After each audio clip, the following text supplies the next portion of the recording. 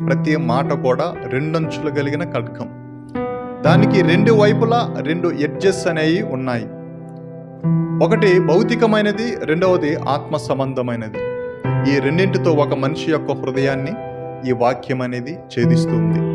దీని అధ్యయనం చేసినప్పుడు ఒకవైపే అధ్యయనం చేస్తారు, రెండో వైపు అధ్యయనం చేయడానికి వారికి తెలియకపోవడం చేత, లేకపోతే అలాంటి ఆత్మ సంబంధమైన పరిశుద్ధాత్మ దేవుని యొక్క సహాయం వారికి లేకపోవడం చేత దానిని ఒక కోణంలో చూస్తారు, భౌతికంగా ఆలోచిస్తారు.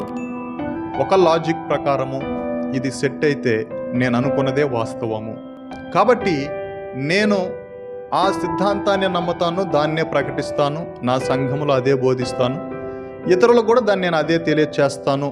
జోసెఫ్ స్మిత్ లాంటి వారు, జిమ్ జోనస్ లాంటి వారు ఎంతోమంది అబద్ధపు సిద్ధాంతాలను సంఘాలపైకి తీసుకొని వచ్చారు.